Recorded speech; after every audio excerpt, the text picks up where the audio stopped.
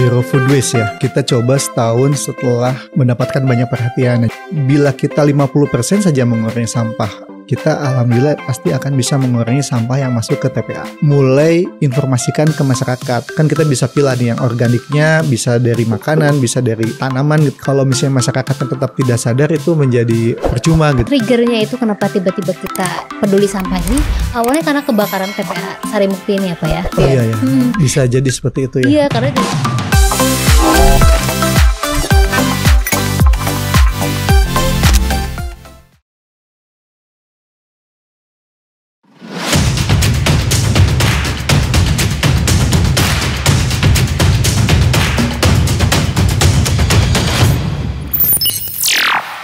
Assalamualaikum warahmatullahi wabarakatuh. Akang Teteh kembali lagi di Ajib ASN Jabar Ikut Bicara. Alhamdulillah hari ini dalam rangka HPSN ya Pak ya, Hari Peduli Sampah Nasional tahun 2025, kita mengundang Bapak Helmi. Bapak Helmi ini Sekretaris Dinas Lingkungan Hidup Provinsi Jawa Barat ya Pak. Pak Helmi, kita kenalin dulu dong Pak Helmi, silahkan. Iya, Assalamualaikum Akang Teteh semua, saya Helmi Gunawan. Saya bekerja di Dinas Lingkungan Hidup Provinsi Jawa Barat sebagai sekretaris. Wilujeng Enjing. Pak, ini dalam rangka Hari Peduli Sampah ya Pak ya. Sebenarnya Provinsi Jawa Barat itu sudah melakukan program Pak ya, namanya Zero Waste nih. Udah mungkin setahun ya Pak ya ada ya? Zero food waste ya. Ya, zero food waste itu kita coba setahun setelah upaya kita untuk mulai mengurangi persampahan di Cungan Bandung itu sudah mulai mendapatkan banyak perhatian, dan juga memang sebetulnya kondisi yang ada di TPA kita yang terakhir ini yang memang kita masih pergunakan sampai sekarang di TPA Sarimukti itu mengalami over capacity gitu. Jadi yang harusnya kapasitasnya di 1.250 ton per hari ini meningkat bisa di 1.900, 1.800 gitu. Nah itu mau tidak mau kita perlu melakukan upaya-upaya pengurangan. Nah salah satunya memang yang kami lihat dari sisi kapasitas dan dari komposisi dari sampah yang ada itu sebetulnya itu adalah sampah organik yang memang dikeluarkan oleh masyarakat, oleh manusia gitu loh. Nah ini yang sebetulnya kenapa kita bicara zero food waste, karena yang bila kita 50% saja mengurangi sampah organik atau zero food waste ini, kita alhamdulillah pasti akan bisa mengurangi sampah yang masuk ke TPA. Jadi seperti itu.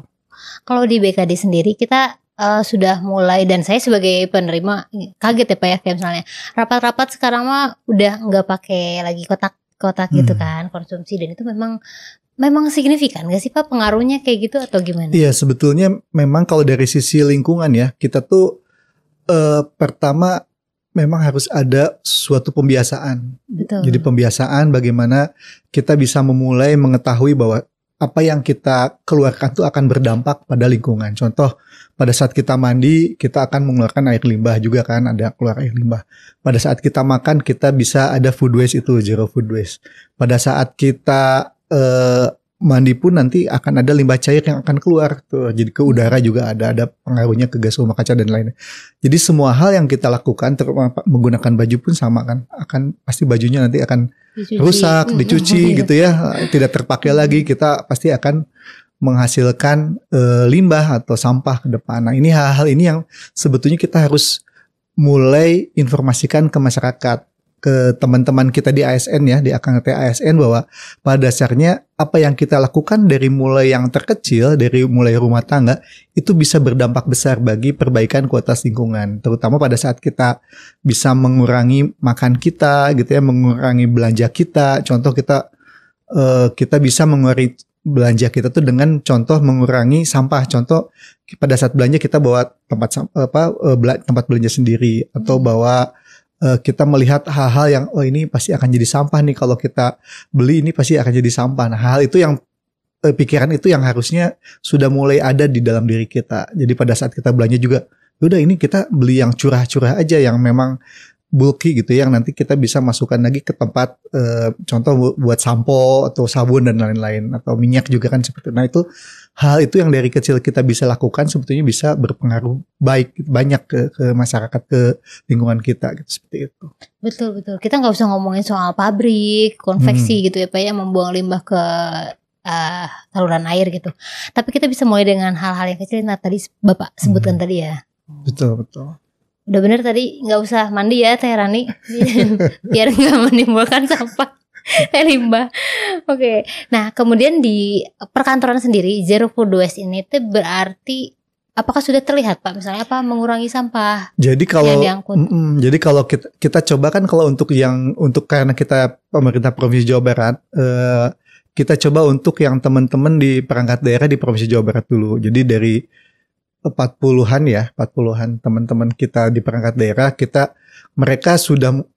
terlihatnya tuh pada saat mereka meminta kita untuk bisa memberikan informasi gitu ya, bukan hanya kepada di kantornya sendiri gitu, tapi sampai ke masyarakatnya di sekitar gitu loh, karena kan di lingkungan sekitar kantor pun itu menjadi timbulan sampah tuh jadi bermasalah pada saat TPA Sarimukti mulai dikurangi. Nah itu hal-hal itu yang membuat kami bahwa ini pada dasarnya bila kita memberikan edukasi ya dari sisi masing-masing perangkat daerah itu mereka juga akan memberikan pengimbasan atau memberikan informasi kepada lingkungan sekitarnya atau malah ke rumah tangganya masing-masing, dan ini sangat baik sekali gitu. Pada saat dari rumah tangga saja dia sudah mulai melakukan memilah sampah gitu ya, karena kan kita untuk bisa sampah itu bisa terkelola dengan baik, bisa dibagi misalnya untuk yang mana yang organik, anorganik, kita harus milah dulu. Karena kalau misalnya masih tercampur itu akan susah gitu ya bagi misalnya para pengangkut sampah atau bank sampah atau apa untuk bisa menguranginya lagi, karena berarti harus ada alat mesin gibrig istilahnya yang bisa memisahkan dan lain-lain. Tapi pada dasarnya kita sendiri dari awal sudah mulai tuh bisa mengurangi sampah sejak dari sumbernya dengan memilah dari sejak awal gitu. Jadi kayak gitu. Dan gak cuma pegawai ya, kalau di kita juga termasuk OB-OB di diklat khusus ya Pak ya. Iya, dan kalau kami lihat ya contoh di OB di kami pun gitu ya, di CSCS yang kami, mereka mendapatkan banyak tambahan penghasilan ya, tambahan pada saat setiap biasanya pas di habis lebaran dia dapat nih karena ada tabungan sampah. Jadi pada saat anorganiknya banyak pada saat itu. Nah, itu juga bisa dikelola, bisa dikerjasamakan dengan bank sampah atau pemulung atau bank sampah gitu seperti itu.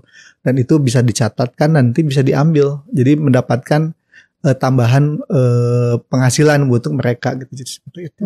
Yang tadinya nggak ada yang kayak gitu jadi ada prosesnya, iya, tapi benar memang bisa dimanfaatkan ya Pak ya. Betul.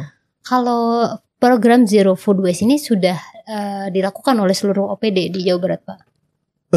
Iya, kalau kami lihat sih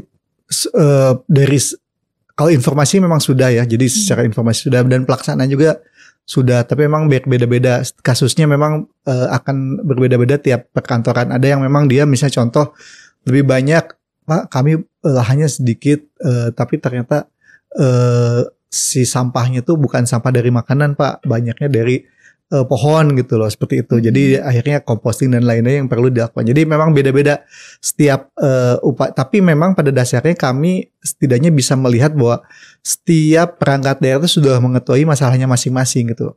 Apa yang perlu mereka lakukan gitu untuk si setiap sumber sampah yang ada, karena kan kita bisa pilih nih yang organiknya bisa dari makanan, bisa dari tanaman gitu ya, bisa dikompos dan lain, atau dari yang anorganik. Nah yang anorganik itu sudah mulai tuh, setidaknya mereka sudah mulai bekerja sama dengan bank sampah yang ada di Cekungan Bandung lah istilahnya seperti itu. Itu sudah seperti itu. Jadi udah sampai informasinya udah nyambung ya? Sudah. Jadi memang pada dasarnya pada saat kita bicara Zero Food Waste itu bukan hanya saat itu saja kita lakukan. Jadi jalannya tuh sudah beberapa bulan sebelumnya. Pada saat itu kita kerjasama juga dengan teman-teman dari BPSDM untuk bisa ada agen perubahan lah untuk pengolahan lingkungan. Jadi kita memberikan pelatihan gitu ya di BPSDM itu kepada teman-teman dari perangkat daerah di bagian subak umumnya misalnya, atau dari teman-teman yang bagian yang lain untuk bisa mengolah nih masalahnya persampahannya di sana seperti apa, kondisi yang adanya dengan sarana yang ada seperti apa. Nah, apa yang bisa mereka lakukan. Nah, setelah itu baru program Zero Food Waste itu masuk. Jadi setidaknya tidak hanya langsung gitu ya, tapi kita sudah mulai mengurai dari sejak awal. Jadi pada saat kita bicara terkait Zero Food Waste itu sebetulnya sudah ada agen-agen di masing-masing perangkat daerah sebetulnya seperti itu. Walaupun memang tidak seluruhnya 46 ya, tapi setidaknya setengahnya itu sudah ada pelatihan lah setidaknya seperti itu. Iya benar. Berarti kalau misalnya dilihat kayak gitu sebenarnya Zero Food Waste bahkan kalau dulu sampai dicanangkan oleh Pak Sekda juga ya Pak ya. Jadi untuk meningkatkan kepedulian gitu teman-teman di OPD ini. Wah, sebenarnya Pak, target apa sih Pak yang ingin dicapai oleh pemerintah Provinsi Jawa Barat ini dalam pengurangan volume sampah melalui program ini? Ya, sebetulnya kan kalau dari kita tuh kan kita ada Pergub Peraturan Gubernur terkait kebijakan strategi daerah untuk persampahan sampah jenis sampah rumah tangga. Jadi ada nomornya nomor 9 tahun 2018. Nah, itu di situ tuh kita tuh perlu melakukan pengurangan di 2025 sebesar 30% dan penanganan persampahan di 70% di tahun 2025. Nah, itu sebetulnya arahnya ke sana. Jadi bagaimana kita bisa mengurangi persampahan ini gitu ya, pengelolaan sampah ini di 2025 sampai 30% gitu dan terkelola semuanya seperti itu. Secara khusus kita sebetulnya ingin mencoba karena kita di Cekungan Bandung nih, tinggal di Cekungan Bandung, setidaknya bagaimana pola ini sebetulnya bisa nanti diterapkan di kabupaten kota yang lain gitu. Ingin seperti itu. Jadi kita juga alhamdulillah kerjasamanya bukan hanya di kita saja dari LH, tapi dengan Diskominfo juga sama, BKD juga sebenarnya sama, memberikan surat edaran juga kalau nggak salah seperti itu, untuk bagaimana setidaknya pendataan terkait persampahan ini bisa diketahui oleh masyarakat juga gitu. Jadi jangan sampai akhirnya masyarakat nggak tahu nih pada saat kita udah memilah, nah tapi ini dikemanakan. Nah ternyata kita bantu dengan ada aplikasi yang sampah kita yang diinisiasi oleh teman-teman dari Diskominfo. Nah itu kita kaitkan juga dengan sampah yang masuk ke Sarimukti. Jadi pada saat masuk ke Sarimukti kan tahu tuh sampahnya tuh dari mana saja. Misalnya dari kota Bandung, dari truk yang satu ini, truk A lah misalnya. Truk A ini ternyata dari perumahan ini. Nah, kita bisa turunkan dari situ tuh langsung di tracing ke depan ke sumbernya kemana. Nah, dari situ kita bisa ketahui ternyata di daerah sini tuh ternyata masih belum bisa mengurangi sampahnya gitu. Jadi ada hal itu. Jadi kita selain yang di perkantoran, yang Zero Food Waste yang perkantoran, kita juga coba Zero Food Waste yang untuk di perumahan dan masyarakat yang di Cekungan Bandung juga gitu, coba seperti itu. Sampai di trace gitu ya, saya pengen tahu akar masalahnya di mana ini ya. Iya, betul. Nanti kalau misalnya ketahuan ternyata area itu misalnya belum bisa melakukan pemilahan sampah, itu dilakukan apa Pak selanjutnya? Jadi kita biasanya berkolaborasi dengan teman-teman dari kabupaten kotanya. Jadi misalnya ternyata permasalahannya adalah dari sisi sarana prasarana. Nah, kita bantu teman-teman dari Dinas Perkim di Provinsi Jawa Barat juga banyak bantuannya gitu ya untuk bisa bagaimana mereka memberikan sarana prasarana terkait dengan pengelolaan persampahan. Contoh mesin gibrik atau dia membantu untuk di TPS 3R atau TPST kan banyak nih kota Bandung yang tidak berjalan. Nah, kita bantu dari Pemprov Jabar untuk bisa memberikan perbaikan yang berarti lah gitu ya untuk bisa mengurangi persampahan di tiap TPS-TPS-nya gitu seperti itu. Ya. Jadi secara infrastruktur juga dibangun gitu ya, kemudian dari segi sosialisasi juga terus dilakukan gitu. Kalau upaya sosialisasinya Pak selain kayak tadi mulai nge-trace, terus ngelihat akarnya ada di mana, terus bergerak juga bersama stakeholder terkait, ada bentuk sosialisasi lain nggak Pak? Ya kita banyak ya, jadi kita ada award punishment juga, jadi kita ada lomba-lomba juga gitu ya yang kita coba lakukan untuk bisa masyarakat bisa mulai menyadari dan mulai bergiat untuk mengurangi persampahan. Kita coba hal itu juga, jadi kita lakukan terutama dan selain itu juga ada kampanye-kampanye yang memang kita kolaborasikan pada misalnya di HPSN ini dari mulai awal dari Desember malahan sampai nanti di Maret tuh kita kerjasama dengan pusat gitu ya. Jadi di berbagai wilayah kita coba di pantai gitu ya, di pesisir pantai, di pasar juga, ada di pegunungan juga gitu, ada di pesantren, ada di sekolah juga dan lain-lain. Itu lakukan upaya-upaya yang memang bisa mulai melakukan penyadaran. Nah itu PIC masing-masing dari pusatnya pun datang ke kita dan dari provinsi juga bersama-sama gitu. Jadi ya apa ya?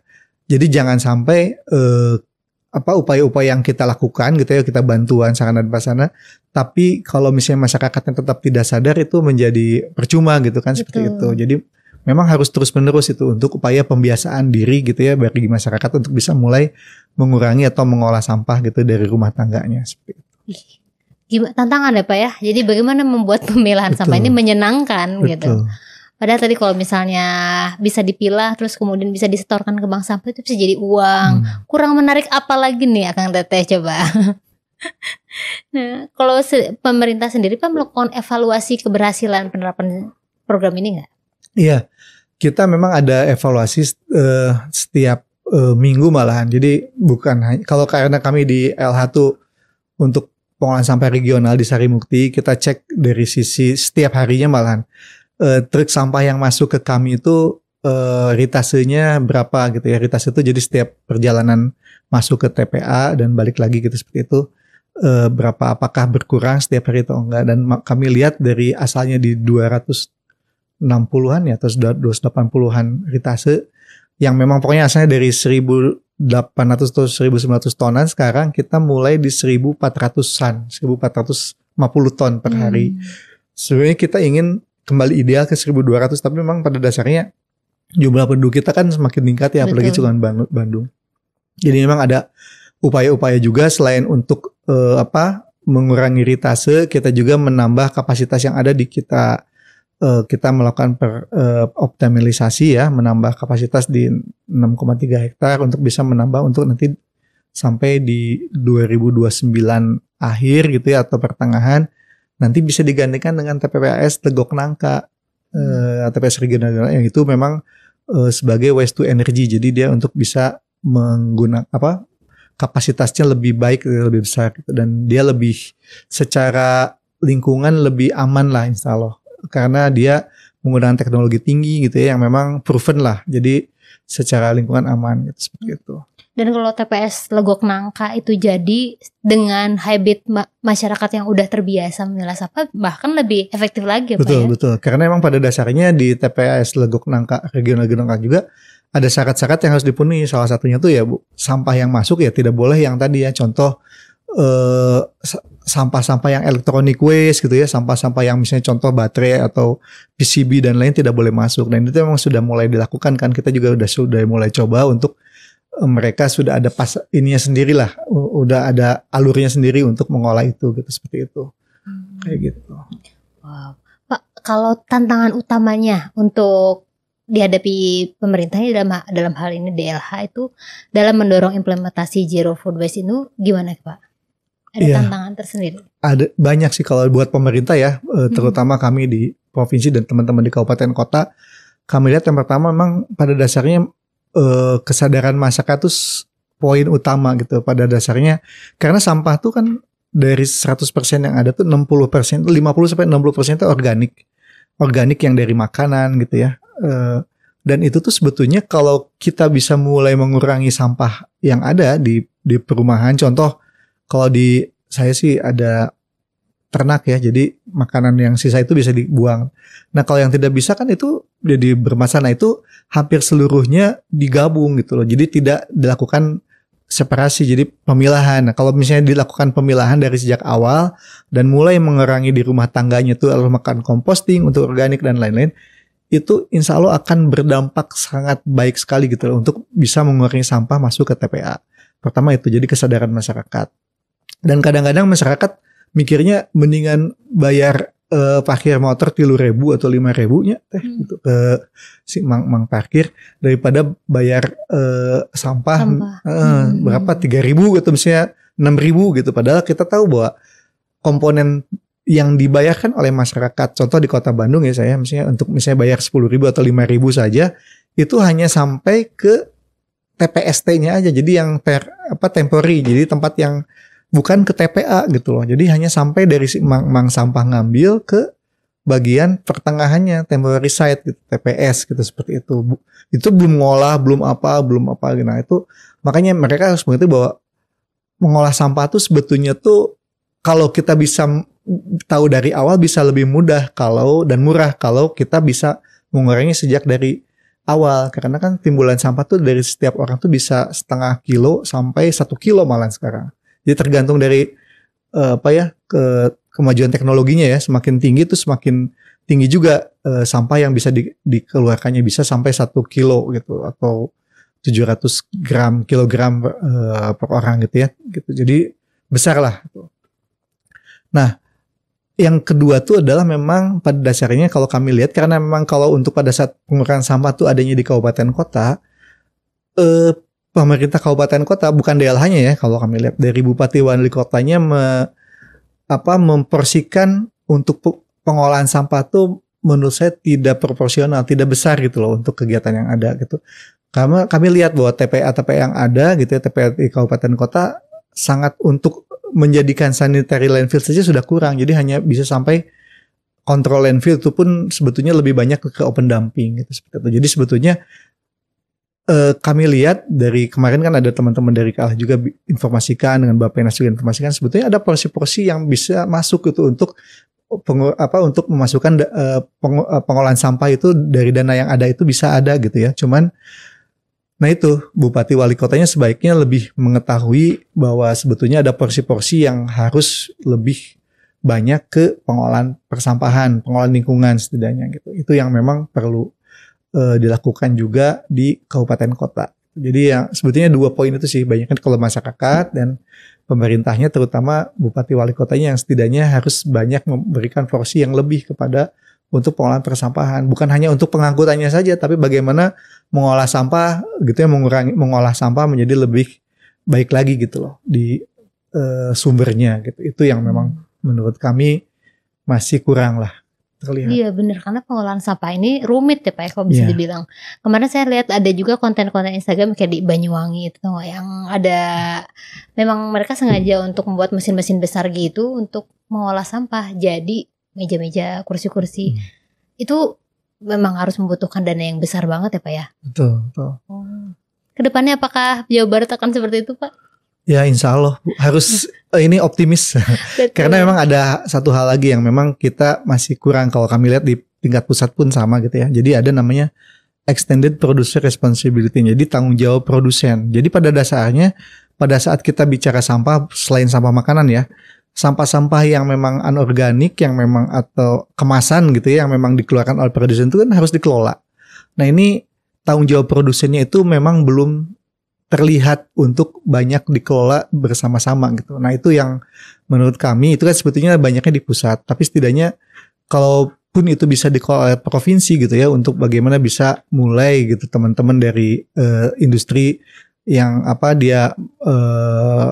food processing atau misalnya dia yang consumer good dan lain-lain gitu ya, untuk bisa mulai mereka berkontribusi ke situ, itu kan semakin lebih baik, karena memang pada dasarnya tanggung jawab mereka juga memiliki tanggung jawab yang harus dilakukan gitu loh di masing-masing yang telah dia keluarkannya kan di industrinya, karena dia kan harus contoh banyak produk-produk kan kemasan dan lain-lain yang itu memang harus mereka olah lagi sebetulnya. Nah itu yang kalau di luar negeri sih kami lihat sudah mulai banyak dilakukan dan menjadi kewajiban mereka. Tapi kalau di kita awalnya masih voluntary terus gitu, masih sukarela. Nah itu yang kita harus mulai ubah gitu. Jadi biar setidaknya kita berimbang, jangan hanya dari pemerintah saja, bukan hanya dari pemerintah provinsi atau kabupaten kota untuk mengeluarkan, tapi setidaknya dari produsen-produsen pun mereka harusnya melakukan itu gitu ya, untuk mulai memberikan dana lebih untuk bisa mengurangi sampahnya. Betul, ada tanggung jawab produsen juga di sini ya Pak ya. EPR namanya, Extended Producer Responsibility. Oke, pantas suka ada promo-promo menarik kalau bisa tuker kemasan kosong, itu mungkin itu untuk itu juga betul. Ya. Oh iya. Nah, sebenarnya kan Pak kita maju ke segmen 2 ini. Kalau misalnya triggernya itu kenapa tiba-tiba kita itu langsung banting setir dan ngebut untuk peduli sampah ini, awalnya karena kebakaran TPA Sarimukti ini ya Pak ya. Dulu kalau saya sih ngerasanya gitu ya. Iya. Bisa jadi seperti itu ya. Iya, karena dari situ langsung merasa peduli. Ternyata gitu kita harus sadar bahwa ini tuh TPA Sarimukti teh udah load capacity Pak gitu ya. Iya, overload ya, over capacity. Kalau untuk sekarang kan kebakarannya ini udah nggak ada beritanya. Emang sudah berkurang atau jadi masih, sebetulnya Pak? Kalau TPA-nya tidak dikelola dengan baik ya, itu tuh TPA itu menjadi open dumping, terbuka kan. Nah itu tuh pasti dia akan ada self burning, jadi dia akan membakar sendiri nih karena di dalamnya tuh kan ada metan. Karena kan sampah yang masuk tuh kan organiknya ada, anorganik ada, jadi campuran. Tapi banyaknya tuh 50%, 60% tuh organik. Organik ini nanti dia keluarnya akan menjadi metan CH4 gitu. Nah, si metan ini itu sebetulnya gas rumah kaca kan, dia bisa terbakar sendiri sebetulnya kalau ada udaranya ada, panasnya ada, temperaturnya ada, dan dia sebagai pembakar itu pasti langsung terbakar sendiri. Kalau open dumping. Nah, ini yang memang kita mulai kurangi karena kita di TPA Sarimukti dari awal pun sebenarnya sudah ada untuk mengeluarkan metan, gas flare namanya, gas flare untuk mengeluarkan gas metan agar terurai di udara tidak membakar gitu ya, seperti itu. Nah, itu yang kita coba lakukan sebetulnya. Cuman pada saat itu memang kalau kami lihat pada lebih banyak cenderung banyaknya di di iklim yang memang berubah kan, karena bukan hanya di Sarimukti saja, hampir 30 TPA se-Indonesia itu terbakar loh pada saat itu tuh. Jadi bukan hanya di kita tapi di beberapa daerah di Indonesia tuh terbakar juga. Jadi memang pada situ sangat panas sekali mungkin ya. Jadi terik, panas sekali, jadi kondisi panas yang panjang gitu ya, El Nino panjang. Nah itu yang akhirnya menjadi tercetus panas. Dan memang kalau kami lihat bahwa sebetulnya memang kita tidak melakukan upaya pengurangan sejak dari awal di sumber gitu lah. Harusnya kan karena kan memang kami emang di hilir kan sebetulnya sebagai provinsi regional, kita mengolahnya di hilir, di bagian hilir di TPA gitu. Nah itu yang di hulunya emang harus mulai dikurangi. Makanya dari situ kita, wah ini kalau misalnya kayak gini terus mau kita perbaiki pun sampai bagus ya tetap aja sampahnya nambah terus kan. Nah itu jadi kita stressing, ya udah kita masuk ke hulu lagi lah kalau gitu, kita coba gitu. Nah itu kita dengan teman-teman dengan Perkim dan teman-teman dari Diskominfo dan dengan Satgas Bandung Raya dulu ya pada Lingkungan Bandung itu kita mulai melakukan upaya penjajakan bagaimana nih kita mulai bisa memilah masalah gitu ya untuk bisa kita kelola dengan baik kayak gitu. Kalau sekarang tahu nggak Pak berapa volume sampah harian yang masuk ke TPA Sarimukti? Kalau volume tuh saya nggak apal ya, tapi saya hitungnya suka tonasenya sih. Jadi kalau dari tonase yang ada kami lihat di 1.400 ton per hari sih. Kami lihat segitu rata-rata. Jadi kalau dari ritase di 214, 220 gitu. Jadi antara 214 ke 220 ton per hari. Kalau di per bulannya kami lihat memang cenderung kembali nurun ya. Jadi di 214 kayak nggak salah. Yang bulan kemarin Januari ya. Kalau nggak salah gitu. Jadi karena kan fluktuatif. Tapi kalau dihitung-hitung masih di range yang memang kita harapkan di segitulah. Jadi biar kapasitasnya nanti di 2029 masih bisa digunakan gitu. Tertampung. Itu tertampung. Emang estimasinya dia akan berhenti beroperasi atau sudah full banget di 2029 gitu? Enggak, jadi sebetulnya memang kita kan TPA itu karena di situ ada sampah tuh kan menjadi kalau tidak dikelola kan menjadi timbulan, jadi masalah kan. Nah, ada pasca saat TPA itu sudah tidak digunakan. Yang pertama IPAL harus tetap diolah karena instalasi pengolahan air limbah, karena kan itu kan tertutup kan nanti tetap air tuh akan masuk, akan infiltrasi masuk. Jadi tetap pasti akan ada limbah cair yang harus dikelola di IPAL si TPA itu. Jadi pada saat nanti sudah tertutup TPA-nya, tetap IPAL-nya harus diolah gitu biar dia sesuai dengan baku mutunya. Terus si gas-gas metannya harus bisa dikeluarkan dengan baik. Nah kami di Sarimukti kita sedang penjajakan karena ada hibah dari Hyundai. Insya Allah doakan saja, sedang dimasukkan oleh teman-teman dari Kementerian SDM di tahun ini ya kalau nggak salah, dengan dari Hyundai Motor Company. Kita coba untuk menghasilkan dari metan itu menjadi dari biogas ke biometan, nanti nyambungnya lagi ke sana ke waste hidrogen. Jadi nanti jadi kendaraannya berbasis hidrogen gitu, seperti itu. Nah itu insya Allah di tahun 2027an lah insya Allah. Tapi ya kita CSR-nya untuk di tahun ini masih sedang berproses sampai perpipaan lah untuk keluar biogasnya. Seperti itu. Ya doakan saja, karena makanya pada saat kita bicara TPA ditutup, tetap walaupun ditutup tidak bisa diabaikan, harus diolah, dikelola, karena nanti kan bisa jadi nanti kalau tidak ditutup nanti bisa jadi kebakaran lagi gitu, kayak gitu ya. Iya, betul. Nah, sebenarnya berarti akan menumpuk ya di TPA ini teh. Sebenarnya mah dampak utama dari penumpukan sampah TPA Sarimukti terhadap lingkungan sekitar tuh kayak apa sih Pak? Itu tadi, jadi kalau misalnya tidak dikelola dengan baik, pertama memang dari sisi estetika juga akan sangat berbeda ya antara yang dia ada TPA atau tidak. Nah, kami upayakan bahwa untuk di sekitar radius memang yang kita kelola tidak boleh ada sampah yang masuk. Tapi memang agak susah juga karena ternyata karena sampah itu masuk ke Sarimukti semua kan ada yang kita tahan juga tidak masuk.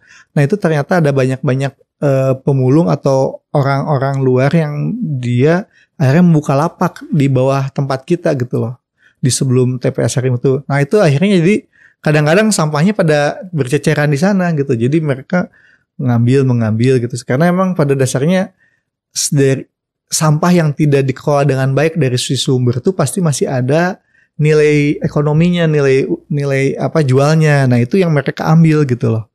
Itu yang memang akhirnya menjadi dari sisi estetika jadi tidak baik ya, karena di sisi samping jalan pasti akan ada banyak sampah. Itu yang pertama yang terlihat. Yang kedua itu tadi bahwa kalau yang tidak baik itu TPA itu pasti dari sisi pertama bau ya, yang kedua bau, yang ketiga itu gas metan akan jadi kebakar juga kalau tidak ditutup oleh tanah gitu dan tidak dikeluarkan gas metannya dengan baik gitu ya, apalagi dikelola dengan baik gitu. Yang ketiga ya air. Jadi ke sumber air atau ke sungai itu bisa berpengaruh juga jelek.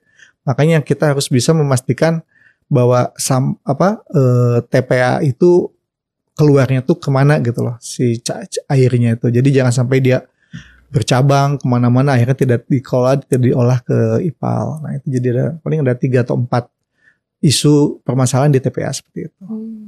Itu mereka dijamin kesehatannya gitu kan sih Pak? Kita ada sebetulnya kalau di TPS contoh ya, kalau di TPS Sarimukti ada namanya KDN, jadi kompensasi dampak negatif. Itu yang kita berikan ke masyarakat sekitar ya melalui teman-teman dari Kabupaten Bandung Barat, karena kan lokasinya di Kabupaten Bandung Barat. Itu ada KDN-nya.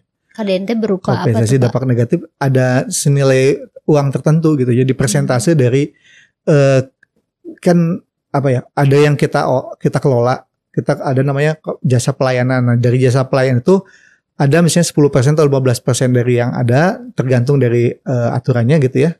Itu diberikan untuk kompensasi dampak negatif untuk masyarakat yang terdampak di situ. Tapi berupa uang, program atau gimana? Kita berikan berupa uang persentase, tapi kan nanti yang melakukannya nanti Kabupaten Bandung Barat. Nanti biasanya langsung ke masyarakat juga bisa, atau ke desa-desa yang terdampak gitu. Nanti dia itunya seperti apa. Oh iya, mereka kan lebih tahu ya misalnya kebutuhan masyarakatnya seperti apa. Wow, kalau di pemerintah Provinsi Jawa Barat sendiri Pak, ada nggak melibatkan masyarakat atau komunitas untuk mengurangi ketergantungan kepada TPA Sarimukti? Iya, jadi kita memang pada dasarnya bersama dengan teman-teman tadi ya Bank Sampah itu kita ada forum Bank Sampah gitu Jawa Barat.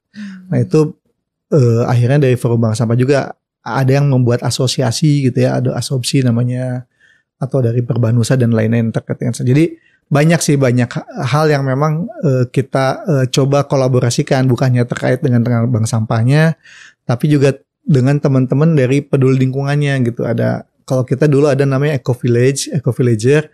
Nah itu juga mereka mau lakukan upaya-upaya gitu ya, membuat lembaga swadaya masyarakat dan lain-lain gitu ya untuk bisa berkontribusi dalam lingkungan. Banyak sih yang kita lakukan. Selain itu juga kita ada program misalnya Adiwiyata. Adiwiyata itu contoh bagaimana kita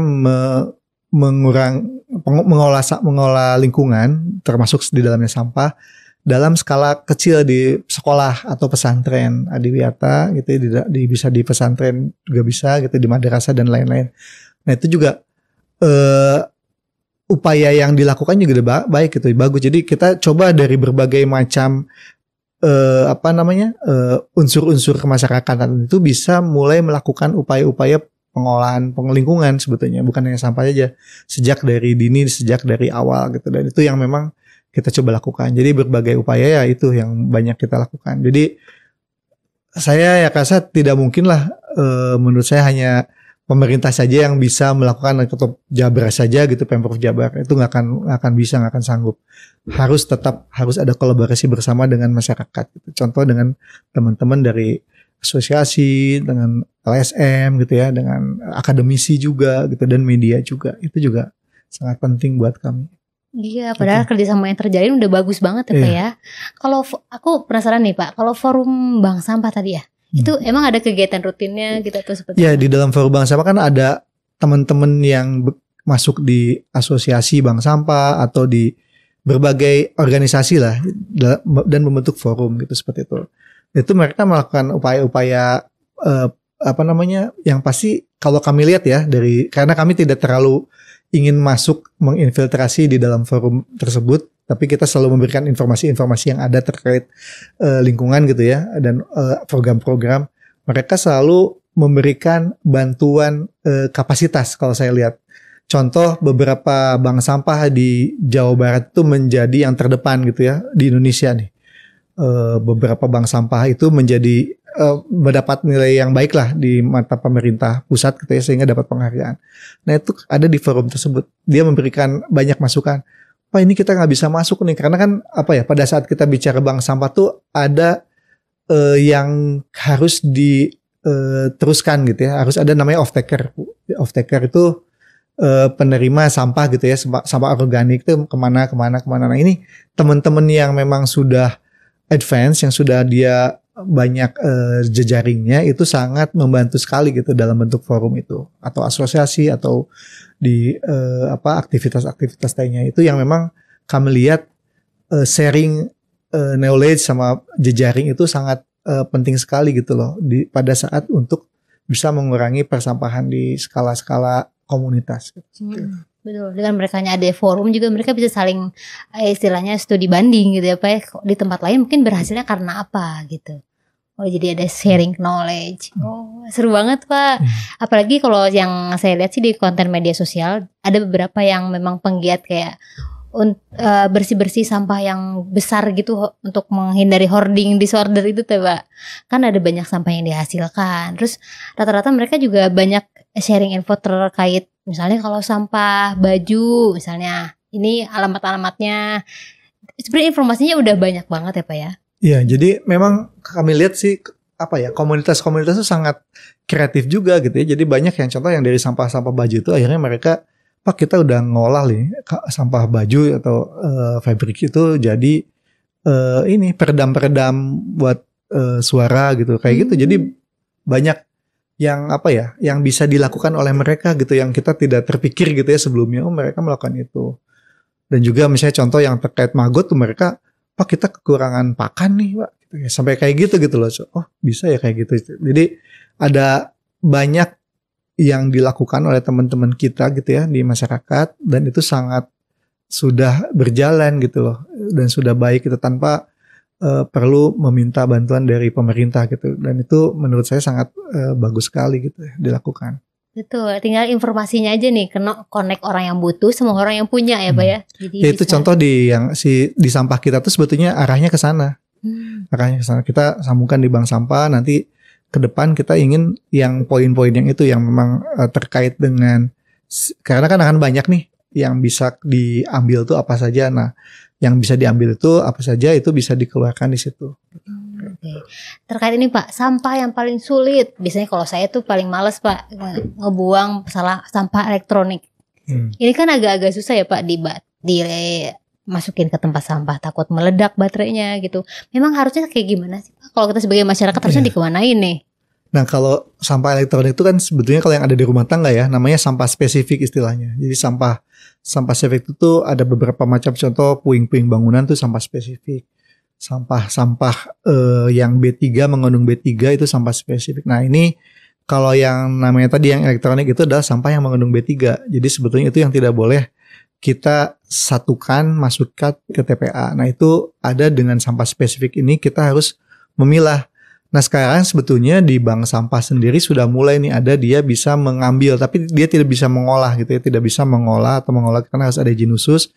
Dia bisa mengambil dan juga menyimpan, nanti dia harus mengirimkan ke pengolah berizin, pengolah limbah B3 berizin, jadi masuk ke situ. Jadi seperti itu yang bisa dilakukan oleh teman-teman. Jadi kalau misalnya di rumah tangga Bapak Ibu ada yang memang elektronik dan lain tidak bisa terpakai, mending karena kalau biasanya ketep rongsokan juga dia udah tahu kok. Jadi dia pasti akan masuknya nanti akan ke pengumpul yang 5B3 sih. Kalau kami lihat seperti itu. Kalau di Kota Bandung ya, contoh. Jadi dan kalau yang kayak BEC atau teman-teman elektronik sudah pasti itu pasti ada, sudah ada. Nanti bisa kolaborasi ke sana juga gitu ya kalau mau langsung dibuang. Dan contoh di tempat kami juga ada di kantor Kawaluyaan itu ada untuk yang electronic waste, kalau mau buang aja di tempat sana nanti ada yang ngambil gitu loh. Gitu. Jadi untuk yang elektronik akan berbeda dengan yang TPA sebetulnya yang rumah tangga, karena dia pengolahannya akan khusus lagi karena dia kan ada mengandung B3 bahan berbahaya beracun gitu ya. Jadi seperti itu. Oh, tadi Bapak nyinggung soal aplikasi sampah kita yang dibangun sama Diskominfo. Itu sebenarnya aplikasi apa nih Pak? Ada di mobile apps atau gimana? Jadi sebetulnya itu masuknya ke Sapa Warga deh kalau nggak salah. Jadi masuk ke Sapa Warga, nanti dari situ ada aplikasi sampah kita. Di situ yang paling mudah sih sebetulnya ini dicobanya hanya untuk pertama ya, untuk teman-teman di Kabupaten Kota Cekungan Bandung dulu, karena menyambungkan dengan yang ada aplikasinya di Sarimukti. Jadi pada saat di Sarimukti diinformasikan, nih sampahnya dari Bapak ini segini, dari kecamatan ini gitu kan, ada keluar tuh. Nah jadi ketahuan tuh dari mereka bahwa oh yang si kecamatan ini tuh ternyata belum mengurangi sampah nih kayak gitu. Nah jadi poin-poin itu yang memang itu bisa terlihat gitu loh di sampah kita. Seperti itu. Ini saya lagi buka juga nih Sapa Warga. Aplikasi Sapa Warga ini sebenarnya banyak banget informasi yang di dalamnya ya Pak ya. Ada alamat-alamat bank sampah yang ada di Bandung. Wow, iya. Ada nih sampah kita di Sapa Warga, betul Pak. Jadi teman-teman yang mau tahu tentang lokasi-lokasi gitu juga bisa ngecek di sini. Oh, oke. Okay. Wow, sebenarnya informasi udah tersedia ya Pak ya. Tinggal geraknya aja ini. Oke. Pak, kita udah ngobrolin banyak hal nih, mulai dari kebijakan zero food waste yang ada diterapkan di OPD, bahkan Bapak sendiri tadi menceritakan bahwa ada juga yang informasi-informasi tersebut di-sharing ke warga sekitar perangkat daerah. Terus Bapak juga tadi cerita tentang Sarimukti, seperti apa kondisinya saat ini dan apa upaya-upaya yang dilakukan oleh DLH, baik itu bekerja sama dengan komunitas, bekerja sama dengan perusahaan, bahkan bekerja sama dengan masyarakat di sekitar TPA Sarimukti. Wow, seru banget ya Akang Teteh hari ini kegiatannya Pak. Sebagai penutup nih Pak, ada himbauan gak untuk Akang Teteh di rumah? Iya, himbauannya bahwa memang pada dasarnya kita harus bertanggung jawab atas apapun yang kita lakukan gitu ya. Jadi aktivitas kita tuh pasti akan mengeluarkan limbah. Contoh ya sampah ini yang menjadi problem kita sampai sekarang gitu. Jadi mulai lakukan upaya pengurangan sejak dari rumah tangga kita masing-masing. Kita sudah mulai bisa memikirkan pada saat kita membeli atau memakan sesuatu itu akan berakhirnya di mana, sehingga kita bisa lebih aware terhadap lingkungan kita. Itu saja mungkin yang bisa disampaikan, bahwa pada dasarnya kita harus mulai dari diri kita sendiri gitu. Betul. Kalau sebenarnya ini nilai-nilai agama juga ada ya Pak ya. Misalnya kalau mengambil makan secukupnya. Betul. Oke, jangan lupa Akang Teteh. Pokoknya semua sampah sudah ada bagian-bagiannya yang mengelola dan informasinya sudah banyak banget tersedia. Termasuk Akang Teteh bisa ngecek di Sapa Warga. Kalau mau ngecek misalnya lokasi sampah B3 ada di mana aja, lokasi bank sampah di mana aja. Wow, tidak terasa ya Pak. Alhamdulillah, terima kasih atas kehadirannya di Ajib. Banyak banget ilmu yang kita pelajarin hari ini. Baik Akang Teteh, jangan lupa like, subscribe, komen, dan follow sosmednya BKD dan DLH Jabar. Akang Teteh, sampai ketemu lagi di informasi selanjutnya hanya di Ajib ASN Jabar. Ikut bicara. Wassalamualaikum warahmatullahi wabarakatuh.